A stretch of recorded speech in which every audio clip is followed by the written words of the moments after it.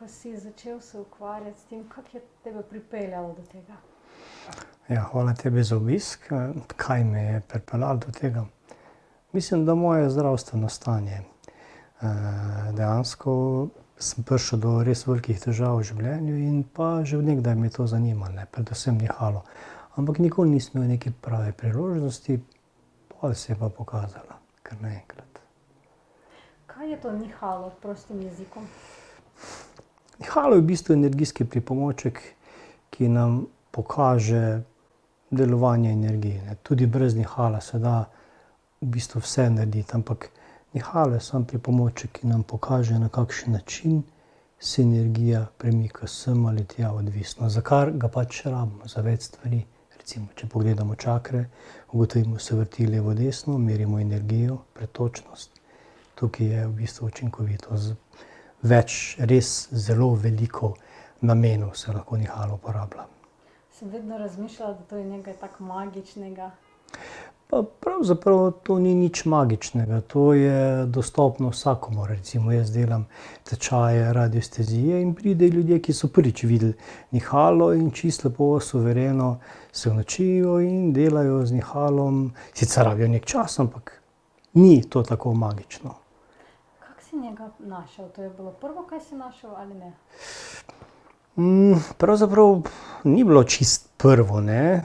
Prvo je bila bolj literatura, ta duhovna literatura, ampak takrat se ne moreš odločiti, ne veš, kaj bi v roke vzel, ne.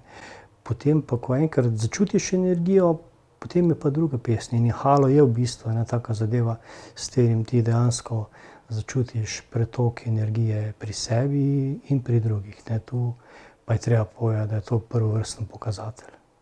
Si mislila, da taki ljudi kot ti, mogoče, če greš v mesto in takoj čutiš energijo od ljudi? Ne. To je prav ali ne? Ne, ni. Pa bi bilo to hudo, ne. Zamisli si, da ti ves čas ljudi spremljaš, ne. Čeprav se veliko stvari začuti, ampak na ta način ne. Ker moraš imeti tudi fokus v to smer, ne. Jaz ga nimam. Zakaj? Ni potrebe.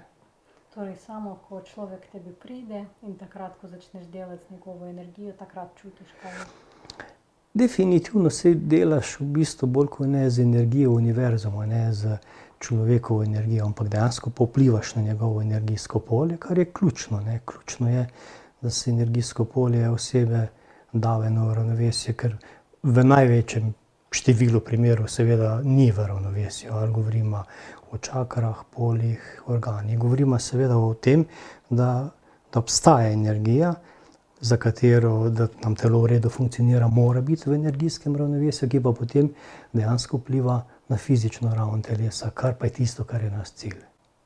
A to je res, da mi smo kot celotni organizem z našo dušo, z našo energijo, z našim telom in potem, če na primer nekaj, kot iz mojega področja, iz psihe, nas vpliva, kakšni živci in potem dobimo bolezni tudi na telesu? To je res. Recimo tradicionalna kitajska medicina ali ajurveda, ne, govorijo točno o tem, ne. Mi ne zbolimo zaradi tega, ker nas bolijo ledvice ali pa želodec, ne. Mi zbolimo zaradi čustev, zaradi tega, ker nepravilno funkcioniramo, se mogoče nas je strah, potem imamo težave z ledvicami ali kakorkoli, ne. Skratka, vedno začnemo te težave, običajno začnemo sami, ne drugi. Sami si jih naredimo, ne. Če nam jih drugi delajo, moramo biti sami dosti močni, da to nevtraliziramo, ampak običajno tega ne znamo. Za meridiane, za organe, žleze za znotranjem izločanjem, skratka za vse človeške sisteme, tele tule, ki jih pa vidiš, to so neobtežene glasbene vilice, ki pa tonirajo frekvenco mineralov, ki nam jih, recimo naše telo je sestavljeno iz mineralov, kot smo prej rekla, ne. In s česa mora človek začeti svoje ozdravljenje? Mora na primer 10 dni ne jesti, ne piti pred tem, ko tebe obišče ali kaj? Mislim, tu je danes široko področje, ne, da je najbolj enostaven odgovor, da ne posluša vsak samega sebe, ne. Danes je toliko informacij, da če se ti znaš malo orientirati, dobiš presek enega tega, kar bi tebi mogoče najbolj pomagalo, ne. Zdaj, če se pogledamo, če imamo malo prekomerne teže, zagotovo vemo, da smo si sami nekaj naredili, ne. Ni nujno, lahko da imamo težave s hormoni, ampak definitivno se ozremo v sebe in probamo nekaj narediti. Ampak kadar pa gre za kakšne večje težave, ker je pa pride do nekega energijskega neravnovesja, ti pa lahko pomaga druga, tretja oseba oziroma tisti, ki pač se na energije spozna. Dobrih terapevtov je v Sloveniji izredno veliko. Neobtežene glasbene vilice, ki so res zelo primerne za delo na avri. Z njim se človek izredno sprosti, lahko se deluje tudi na čakre, predvsem na čakre. Zdaj kar veliko pogovarjajo o čuječnosti. Kaj pa ti misliš o tisti besedi, o tem kako? Če govorimo o čuječnosti, pa govorimo o meditaciji, govorimo o transcendentalni meditaciji, ne, je to res super zadeva. Sploh za današnjega, bom rekel, zelo dinamičnega človeka, ne, ker če ti redno meditiraš 2-krat na dan, 20 minut, s kristali ali brez, recimo s transcendentalno meditacijo, ker dobiš neko mantro, zelo umiriš energijski sistem človeka oziroma to dejansko pripravlja oziroma prehaja telo v neko ravnovesje in to slej ko prej opazijo drugi. Govorimo o transcendentalni meditaciji, ne, zato ker jo pač tudi sam izvajam in je res koristna zadeva. Torej, ključno besedo sem zdaj slišala ravnovesje. Torej, mi gremo do ravnovesja. Ravnovesje je čudna zadeva, ne. Mogoče na nek način ga lahko izmeri iznihavamo, na nek način ga občutiš. Vsak zase ve, kdaj je v ravnovesju, ne. Ko si ti v enem hudem stresu, zagotovo nisi v ravnovesju, ne. Če te želodec boli, tudi nisi v ravnovesju, ne. Nekaj je potrebno narediti, da se telo spravi v ravnovesje. Lahko se spravi recimo z takole meditacijo, s kristalnimi posodami, s tibetanskimi posodami, z liro, kristali, z glasbenimi vilicami, z samo meditacijo. Izredno veliko stvari je, z nihalom, precej stvari. Bom rekel, vse delujejo na ta način, da se biopolje človeka na več ravneh oziroma, če govorimo o avričnih ravneh, da se počasi uravnovesi. Kaj ti je pomagalo imeti to globoko znanje in biti tako odprtem kot otrok? Mislim, da odprt, komunikativen sem bil vedno, ne. In se mi zdi, da sem vedno rad šel do konca, ne, pri vseh problemih. Ali sem se lotil enega problema, ki ga sploh nisem znal, sem ga razčlenil in greš naprej, ne. In tu pri teh zadevah je smiselno, da greš v globino oziroma je nujno. Zato pač rabiš določena znanja. Res, pač sem se res veliko izobraževal, ne, to je pa res. Ali doma, v tujini, v bistvu samo izobraževanje vedno je, ali pa raziskovanje vedno je. Vedno je okej, ne, dela je vedno dovolj intelektualnega in se mi zdi, da te to krepi, ne. Tako kot te stranke, recimo, vedno izveš kaj, kar še nisi vedel. Vsi ljudje reagirajo drugače, nič ni isto. Popolnoma nič ni isto. Isti problem, recimo pri eni osebi, odseva popolnoma drugače kot pri drugi, ne. Vsi mi smo različni. Koliko približno časa traja ozdravljenje človeka? Povprečno.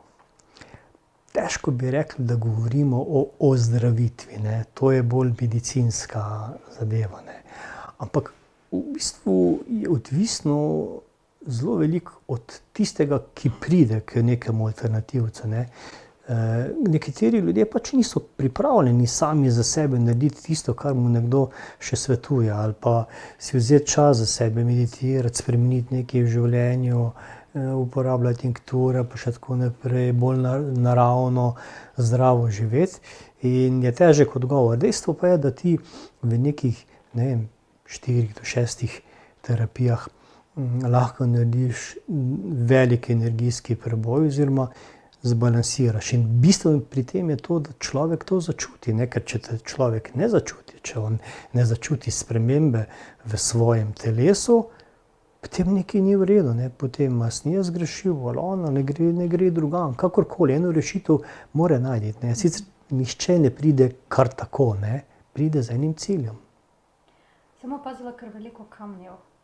Kristalov. kristalov, pardon. Kako ozdravijo kristale? Mi smo pravzaprav kristal, ne? Mi? Mi recimo smo sestavljeni iz vode, ne? Voda ima svojo kristalno strukturo, ima dva elementa, ima vodik, ima kisik. Mi imamo v sebi kalcij, železo, vse živo, ne? Veliko mineralov. Torej, kaj so pa kristali? Kristali so ravno tako sestavljeni iz različnih mineralov oziroma kovin, ne? In vsi ti minerali oziroma kovine, sestavine pač imajo določeno vibracijo. In recimo, ne vem, če vzamemo kameno strelo, ne? Kamena strela je univerzalni kamen. Če vzamemo recimo en kamen za recimo lapis lazuli, za ščitnico modre barve, bi naj ta kristal v bistvu vibriral s frekvenco ščitnice. In tisti, ki so energijsko zelo občutljivi, ne, začutijo dejansko eno vibracijo na tem področju, ne. Enako velja recimo za citrin, to je rumenkast kristal za področje prebavil oziroma tretje čakre, ki je rumena, ne. Zelo močno deluje. Torej deluje, mi ga čutimo toliko časa, dokler se vibracija tega našega dela telesa ne poravna s tem, ne.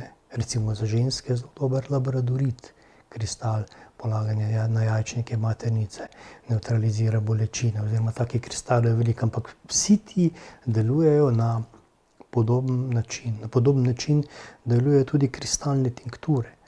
Ne, delujejo na telo, samo s tem, da ta kristalna struktura od znotraj deluje na nas.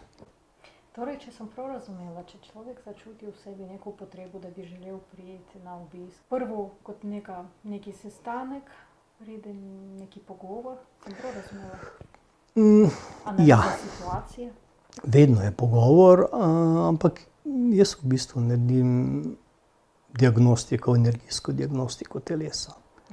Ker preverim čakre, pretočnost čaker, smer vrtenja, energije v avri, vitalnost organov, meridianov, želez notranje izločanje in potem na ta način dobiš eno celovito sliko, ne, ker isti problem iz več zornih kotov obdelaš in dobiš približno občutek, kaj na energijski ravni s telesom je narobe in običajno ta zadeva povsem ali v zelo veliki meri odseva na fizično raven osebe. Tole so ravno tako glasbene vilice, samo da so iz kristala. Te se postavljajo recimo na akupunkturne točke. Tu pa je drugačen koncept, ne. Prvič prihaja vibracija skozi držalo, ne, v samo telo ali na meridian, ali pa recimo usmerimo to vibracijo na določen del telesa, organ ali čakro in to izredno sprošča. Človek je prišel, ste naredili analizo, potem pa si izkoristil svoje znanje in nekatere tehnike za njegovo zdravljenje in potem on lahko pride profilaktično, ne vem, enkrat mesečno ali kako. To je smiselno. To je smiselno zaradi tega, ker se mi zdi, da vedno lahko nekdo tretji na te bistveno bolj vpliva, ne. Jaz glih tako grem na terapijo, ni nobene razlike, ne. Isto, ne, zaradi tega, ker se mi zdi, da je to nujno, ne. Ne moreš ti biti ves čas sam v popolnem ravnovesju, ne. In v enem mesecu se ti veliko stvari zgodi in je potem to v bistvu neko gladenje osebe, ne. Ne rečemo zdaj tako, da bi se, rečemo, da se enkrat na mesec energijsko umiješ totalno, vsak dan pa parkrat meditiraš. Higiena, ne? Seveda je to neka vrsta duhovna higiena, energijska, kakorkoli že. Običajno je efekt izboljšanja počutja, zmanjšanje bolečine, ki pa naj nekaj časa traja, ne. Zdaj to je zopet individualno pogojeno. Ni tu merila, da bi rekel, takole bo, ne. Še nikoli nisem si upal, da bi nekomu rekel, tako pa bo, ne.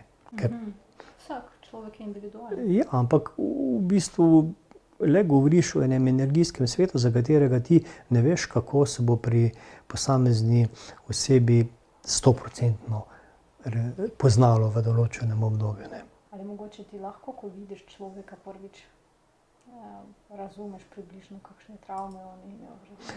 Ne. Ne, ampak nekateri pa imajo to sposobnost, zlasti tisti, eni, ki so res jasnovidci, nekateri, ki videžujejo, astrologi zelo veliko stvari znajo prebrati. Drugače pa res to, da se pa te travme zapišejo v kosti, naša mišična tkiva, in da jih je z energijskim delom res mogoče tudi energijsko spraviti iz telesa. Recimo vsaka poškodba ti ostane in negativno deluje, in to se da energijsko seveda popraviti.